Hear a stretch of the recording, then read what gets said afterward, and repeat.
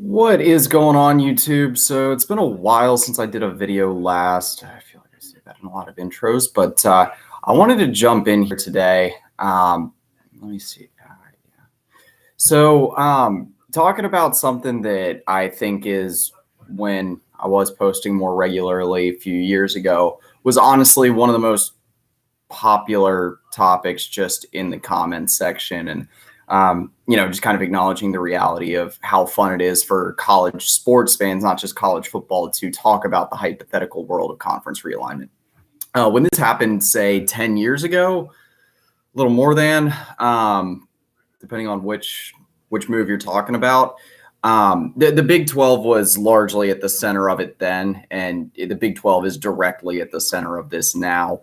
The ability of the Big 12 to stay together here is really going to be put to the test. So jump right into it. Texas and OU looking to leave the Big 12, not just looking, but going to, it seems like, going to leave the Big 12 for the SEC. There's multiple reports coming out of this. I myself have a site editor for a Longhorn site, hook'emheadlines.com. If you're interested in that, I can link that below. Point being, though, that the kind of the forefront of this has more been Horns 247. Inside Texas has had some stuff on this. And then CBS Sports has filled in along the way. Dennis Dodd has done some good work the last few days of covering this. This whole thing started here about 48 hours ago and has just moved on in the blink of an eye. It's hard for me to cover exactly how much has happened. I'm sure if you're watching this video, you know all that's gone on, or at least some of it in the past 48 hours. It's hard to keep pace.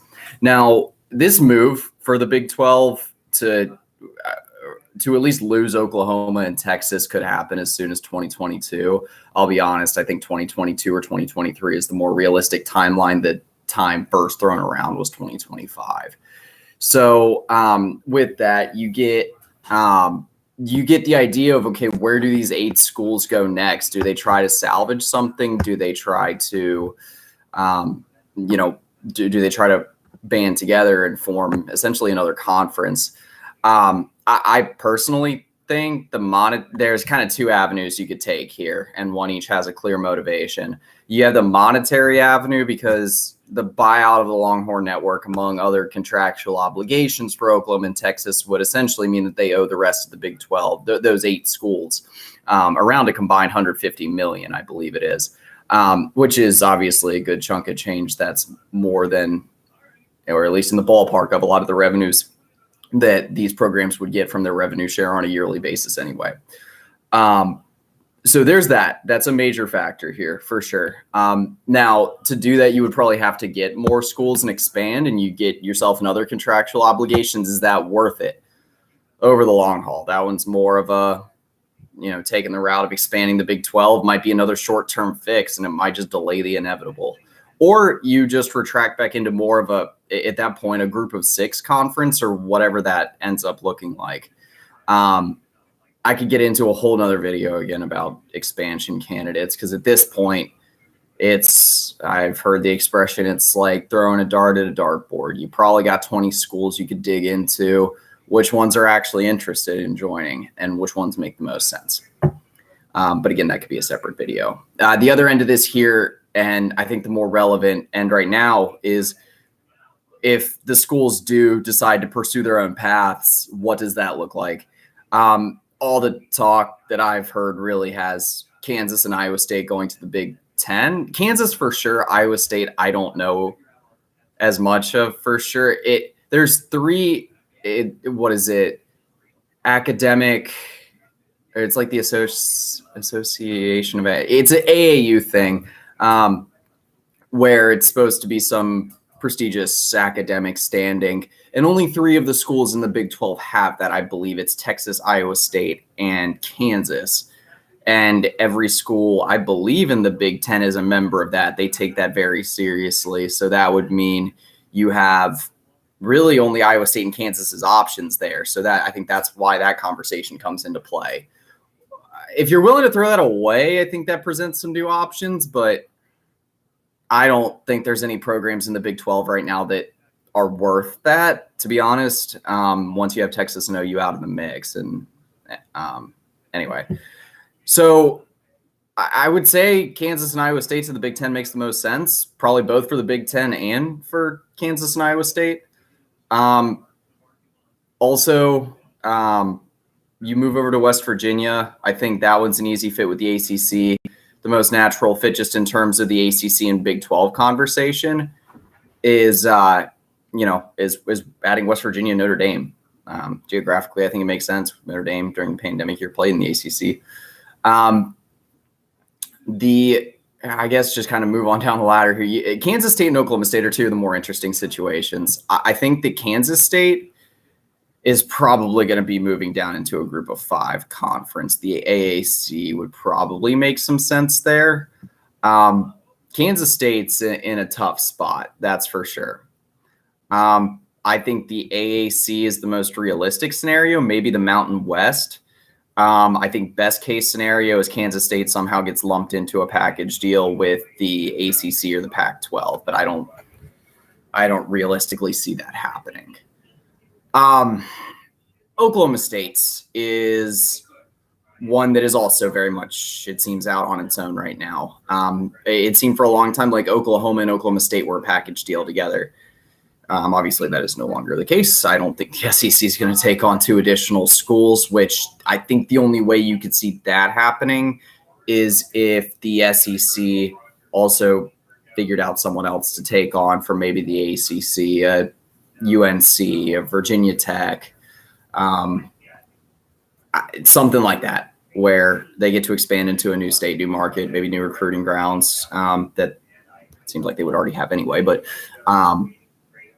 and then move up to 18, but that's a lot of movement. I don't think that's going to happen.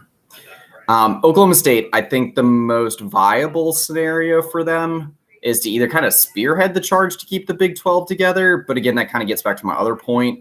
If they're going to leave, I think there's a chance. I think if you're looking just exclusively between the ACC and the Pac-12, I think there's a chance of both. But I think that there's 75% chance Pac-12, 25% ACC. The Pac-12 will probably be chomping at the bit a bit more to get other schools into the Big 12, or excuse me, other schools from the Big 12. You got a new commissioner. You haven't made the playoff in 5 years? I believe so. Yeah, I believe 5 years. You're looking for ways that you can kind of boost your stock, boost your status on a yearly basis. And I mean, right now you could look into adding 4 teams. I saw the package deal, and it kind of came across my mind, the package deal of Oklahoma State, Texas Tech, Baylor, and TCU. And I think that makes some sense. If I'm missing anyone there, I don't think I am. But that's certainly an option for the Pac-12.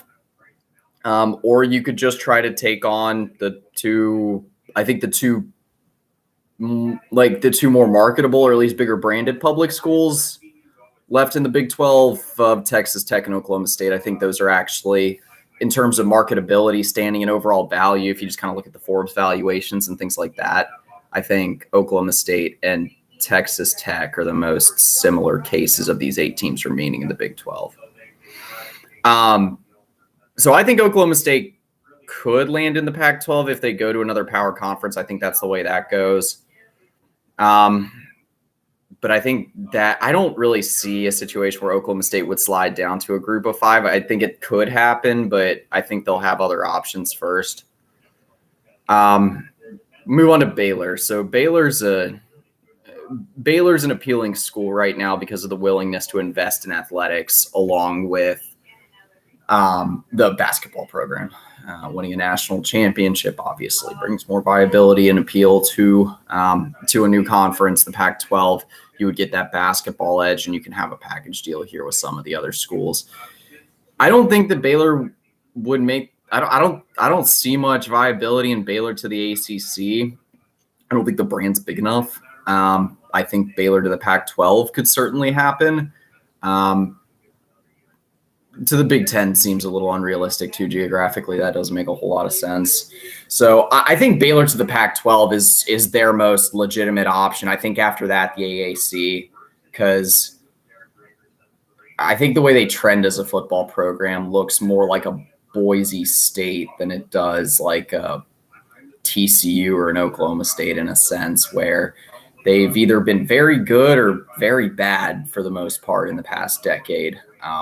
There's been a little bit of in between, but not a whole lot of it.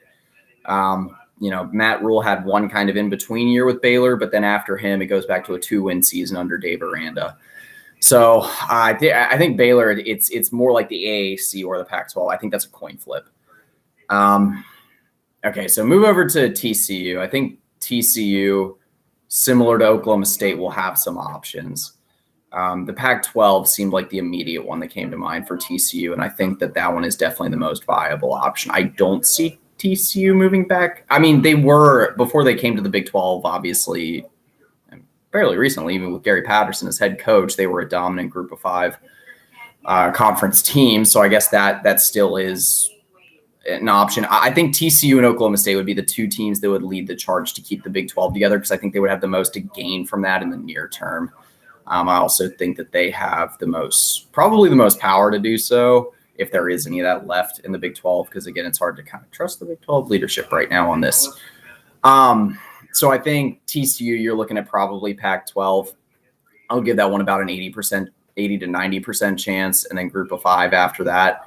Again, I mentioned the sidebar if there is a charge to lead to keep the Big 12 together, it would probably be from Oklahoma State and TCU, but that's just from what I've heard, and everyone's heard a million different things if you've been following this closely, so hard to know how relevant that is.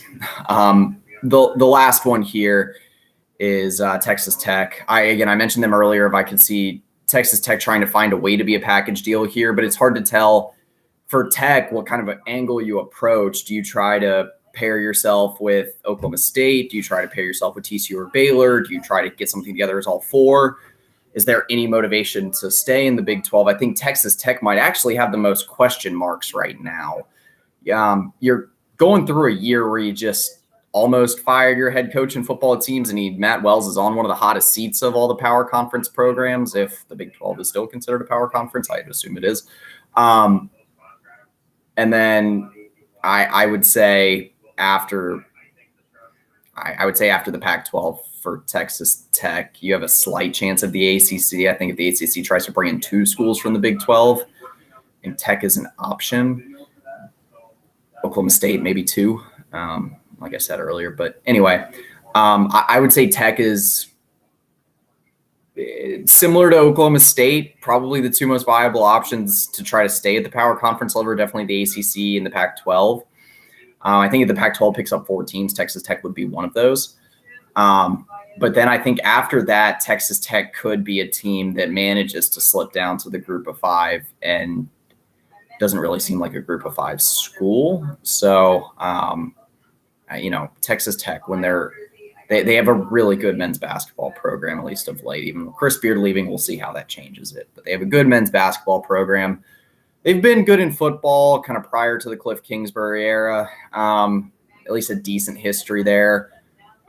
Decent fan base. The brand's kind of middle of the road in the Big 12. And then, the baseball program, even if you want to stretch it that far, is one of the best in the Big 12, if not the country recently. So you've got a well-rounded athletic program there. Kirby Hocutt is one of the bigger named athletic directors in the Big 12, and that's for a reason, because the athletic program there is pretty strong. I think in terms of the most well-rounded athletic programs of late, you could probably give that to Oklahoma State and Texas Tech, at least among the public institutions. TCU and Baylor, I think, like I said, have some marketability here. It could be a whole different video to rank out what the schools would be by appeal to different conferences, but that's a whole other angle to take on. Anyway, that is pretty much it. Like I said, I kind of want to give my take on where I feel like the best and most reasonable landing spots are for the 8 teams remaining right now. Again, I think if you have to group them all together, then